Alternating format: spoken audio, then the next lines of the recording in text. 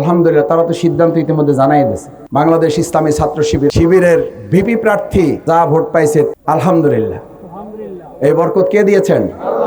ইসলামী ছাত্র শিবিরকে পছন্দ করার অর্থই ছিল তারা ন্যায় বিচার চায়, তারা তাদের অধিকার চায়, তারা সম্মান চায়, তারা মেধার মূল্যায়ন চায়, তারা আদুভাই চায় না, তারা অস্ত্রের রাজনীতি চায় না, তারা আদর্শের রাজনীতি চায়, রাজনীতিতে প্রতিযোগিতা চায়, তারা মেধার প্রতিযোগিতা চায়, তারা ব্যতিক্রম বিকল্প কিছু চায়। এই ব্যতিক্রম বিকল্প দিতে পারে শুধু ইসলাম। যারা এই পর্যন্ত দেশ চালাইছে, আমাদের দেশের যদি গুরুত্বপূর্ণ 4টা দলের কথা উল্লেখ করা যায়, আরও দল আছে, তাদের প্রতি সম্মান রাখি আমরা।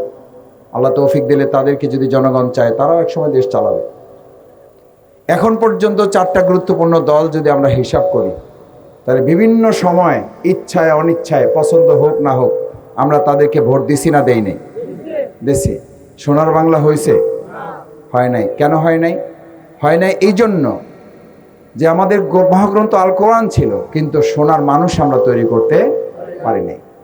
আপনাদেরকে একটা কথা বিবেচনায় জিজ্ঞেস করি, বাংলাদেশ জামাত ইসলামী কি মুখের কথায় শুধু বলে নাকি কাজেও প্রমাণ করে? আমাদেরকে এখন অনেকে বলে জামাত ইসলামীর কাজের সাথে কথার মিল নাই। আমি তাদেরকে বলবো, আপনারা আপনাদের চেহারাটা নিজেরা আয়নায় দেখার চেষ্টা করেন। জামাত ইসলামী তার কথার সাথে কাজের মিল রেখেছে বলেই আমাদেরকে ফাঁসির মঞ্চে যেতে হয়েছে, ফাঁসিতে ঝুলানো হয়েছে। তারপরও আমাদের নেতৃবৃন্দ একজন কর্মীর কথার সাথে কাজের কোনো ব্যতিক্রম হয় নাই। শুধু কথা এবং কাজের মিল রাখার জন্যই আমাদেরকে ফাঁসির মঞ্চে যেতে হয়েছে।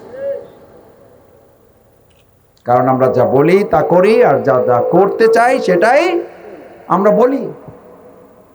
কারণ এটা কার নির্দেশ? আল্লাহর নির্দেশে। আমরা যেমন একটু আগে সালাত আদায় করে এসেছি, সেই আল্লাহর নির্দেশ হচ্ছে তোমরা তা বলবা, তা করবা, যা করবা না তা বলবা না। এটা কার নির্দেশ?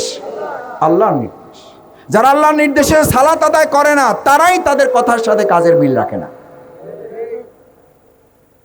রাখার কথাও না। আলহামদুলিল্লাহ, বিগত 15 বছর এই বাউফলে আমাদের উপরে অত্যাচার, নির্যাতন, নিপীড়ন চলছে না চলেনি? চলছে। আমরা অত্যাচার নির্যাতনের কাছে মাথা নত করছি? আপনাদের এই আনিস সাহেব কি এলাকা থেকে পালাইয়ে চলে গেছে? নির্যাতন হয়েছে না হয় নাই? ওনার চাকরি গেছে না যায় নাই? ওনাকে অপমানিত লাঞ্ছিত করা হয়েছে না হয় নাই? আমাদের এলাকার মুরব্বীদের লাঞ্ছিত অপমানিত করা হয়েছে না হয় নাই? জমি দখল হয়েছে না হয় নাই? ব্যবসা দখল হয়েছে না হয় নাই? তরমুজ নষ্ট করা হয়েছে না হয় নাই? বালু তুলতে তুলতে আমাদের এলাকাগুলো ভেঙে সব এখন নদী ভাঙলে কবলে পড়তেছে না পড়ে নাই? আমরা বিভিন্ন সময় তরমুজ খেকেও দেখি, ধান খেকেও দেখি, কিন্তু আমাদের বাউফলে বালু খেকেও একটা দল আছে। আমরা পরিষ্কার বলতে চাই, আপনাদের যদি বেশি খিদা থাকে 3 বেলার জায়গায় 6 বেলা খান, আল্লাহর রাস্তে বালু খাইয়েন না। প্রয়োজনে খাওয়া সরবরাহ হয়ে বাউফলবাসী করবে। 3 বেলার জায়গায় কয় বেলা খান? 6 বেলা খান, কিন্তু কি খাইয়েন না? ক্ষুধা নিবারণের জন্য আল্লাহর রাস্তায় আপনারা বালুতে হাত দেন না, কারণ এটা প্রকৃতির সম্পদ। বিমা কাসাবাত আইদিন নাস জাহরাল ফাসাদি ফিল বাররি ওয়াল বাহর। এই যে বিপদ, এই যে দুর্যোগ, আল্লাহ তাআলা পরীক্ষা হিসেবেই দেন, কিন্তু এটা মানুষের হাতের কামাই। আমরা যদি প্রকৃতির নদীটাকে ঠিকমতো কাজে লাগাতে পারতাম, তাহলে এই নদী আমাদের জন্য দুর্যোগের কারণ না হইয়া এটা আমাদের নিয়ামতের কারণ হইতে পারত। এই নিয়ামত থেকে বঞ্চিত করে এটাকে দুর্যোগে পরিণত করেছে যারা, আল্লাহর কাছে তাদের বিচার দিলাম। আমাদেরও দায়িত্ব আছে না নাই? আমরা আবার ব্যালটের মাধ্যমে এই বালু খেকেতের বিরুদ্ধে অবস্থান নিতে চাই। ব্যালটের মাধ্যমে আমরা এবার আমাদের এই চর দখলদারীদের বিরুদ্ধে আমরা অবস্থান নিতে চাই। ব্যালটের মাধ্যমে আমরা আমাদের তরমুজ এবং ফসল দখলদারিত্বের বিরুদ্ধে অবস্থান নিতে চাই। আমার ভাইয়েরা, বাংলাদেশ জামাত ইসলামী বিগত 15 বছর আপনাদের এলাকায় বন্যা হয়েছে বিভিন্ন সময়। আমরা আপনাদের ঘর বাড়ি নির্মাণে সহযোগিতা করার চেষ্টা করছি না করি নাই? আমরা আপনাদের শীতের সময় শীতবস্ত্র নিয়ে আসছি না আসি নাই? আসছি। আমরা আপনাদের এলাকার শিক্ষিত তরুণ বেকার যারা, তাদের চাকরির জন্য আমরা চেষ্টা করেছি। আমরা মসজিদ নির্মাণে সহযোগিতা করার চেষ্টা করেছি। আমরা স্কুল কলেজ নির্মাণে সহযোগিতা করার চেষ্টা করেছি। এখন আমরা পরিকল্পনা করেছি এখানে ভালো কিছু প্রতিষ্ঠান আমরা এখানে তৈরি করব ইনশাআল্লাহ। আমরা বলেছি যদি বাংলাদেশ জামাত ইসলামীর পাশে চন্দ্রদ্বীপবাসী 4 নং ওয়ার্ডবাসী থাকে, তাহলে পুরো বাউফলের চন্দ্রদ্বীপের এই এলাকা দিয়ে আমরা উন্নয়নের কাজ শুরু করব। আমার ভাই এবং বন্ধুগণ, আপনাদের চিকিৎসার জন্য এখান থেকে আমি আজকে সকাল 8:30টায় আমার এলাকা থেকে রওনা দিছি, এখানে এসে পৌঁছছি তখন 10:30। কয় ঘন্টা লাগছে? 2.5 ঘন্টা। এই 2.5 ঘন্টা সময় কোনো একজন মানুষ অসুস্থ হলে আমাদের হাসপাতালে পৌঁছার আগেই তো উনি হাসপাতালে যাবেন, আল্লাহর কাছে যাবেন। এরকম ঘটনা ঘটছে না ঘটে নাই? ঘটতে আসে না ঘটতে আসে না? আছে। এই পরিস্থিতি আমরা কি নদী এখন বাদ দিয়ে দিতে পারবো? কিন্তু এটার বিকল্প ব্যবস্থা করা যায় না? যায় না। ইতিপূর্বে এমপি ছিল না? ছিল না। এরা আবার কি কইতো, কয় আমরা 8 বারের এমপি।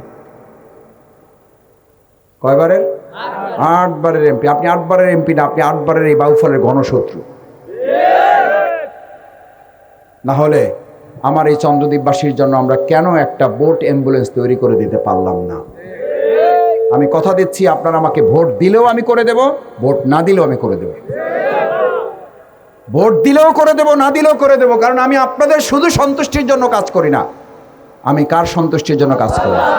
আল্লাহর সন্তুষ্টির জন্য কাজ করলে আমাকে আপনারা ঠকাইলেও আল্লাহ আমাকে ঠকাবেন না। ঠকানো জিতানোর মালিক কে? আল্লাহ তাআলা। ইনশাআল্লাহ আমি চেষ্টা করব অতি দ্রুত, পারলে ইলেকশনের আগেই আমি চেষ্টা করব একটা বোট অ্যাম্বুলেন্স, যাতে আমাদের মায়েরা, আমাদের বোনেরা, আমাদের শিশু ভাইয়েরা হঠাৎ অসুস্থ হইলে তাকে নিতে তো অনেক কষ্ট। ট্রলারে সুস্থ মানুষই আসতে পারে না। পারে? পারে না। ইনশাআল্লাহ আমি ইতিমধ্যে আলাপ করেছি যে একটা বোট অ্যাম্বুলেন্স এখানে 24 ঘন্টা যেন এখানকার মানুষের সেবায় নিয়োজিত করা যায়। আপনারা একটু দোয়া করবেন। এখানে থেকে যাওয়ার পরে কি করবেন? বাউফল হাসপাতালে যাবেন। ও হাসপাতাল নিজেই একটা রুগী। হাসপাতাল নিজেই কি? আমি বহুবার বলেছি, হাসপাতালে দেখা করে কর্তাদেরও বলেছি, এই হাসপাতালেরই চিকিৎসা দরকার। ওই হাসপাতালের কি দরকার? চিকিৎসা দরকার। ইনশাআল্লাহ আপনাদের দোয়া থাকলে, ভালোবাসা, সহযোগিতা থাকলে আমি বাউফল হাসপাতালের চিকিৎসা করব এবং ইতিমধ্যে হাত দিয়েছি। আমাকে অনেকে বলে, মাসুদ ভাই ইবনে সিনা তো নিয়ে আসতে পারলেন, বাউফল হাসপাতালের তো কিছু করতে পারলেন না। ভাই, বাউফল তো সরকারি হাসপাতাল, ওটা তো সরকারের লোকেরা দেখবে। আমি কি সরকারে আছি? আমি ইবনে সিনা নিয়ে আসতে পারি। আলহামদুলিল্লাহ একজন মেডিকেল অফিসার এখন সেখানে থাকেন, 24 ঘন্টা তিনি সহযোগিতা দিচ্ছেন। মানুষের সেবা হচ্ছে না? হচ্ছে না।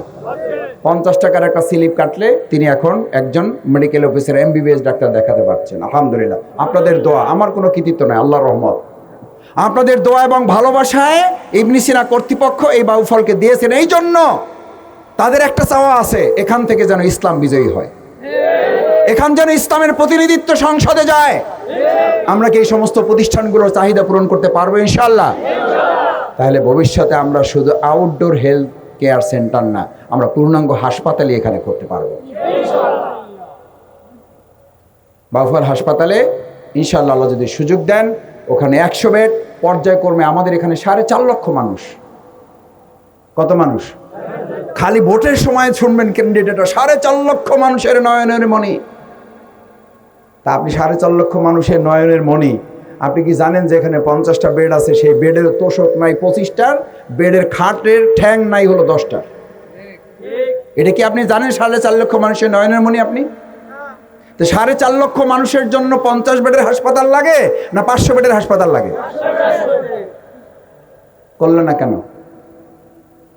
কেন করলেন না একবার এমপিরা আপনারা? কেন 2001 থেকে 6 সালের এমপিরা আপনারা করলেন না কেন? ওয়াদা তো দিয়েছিলেনই। আবার এখন এই কথা শুনবেন, সোনা দিয়ে রাস্তা তৈরি করে দেবে আপনাদের। কি দিয়ে? সোনা দিয়ে মোড়াইয়ে দেবে। আছে না নাই? আছে। এবারে যদি এই পাল্লায় পড়েন আমার কোনো অসুবিধা নেই। এবার কথায় ভোট দেবেন না কাজে ভোট দেবেন? কাজ বাউফলে আমরা কিছু করছি না করি নাই? বিশ্বাস রাখা যাবে না? যাবে না?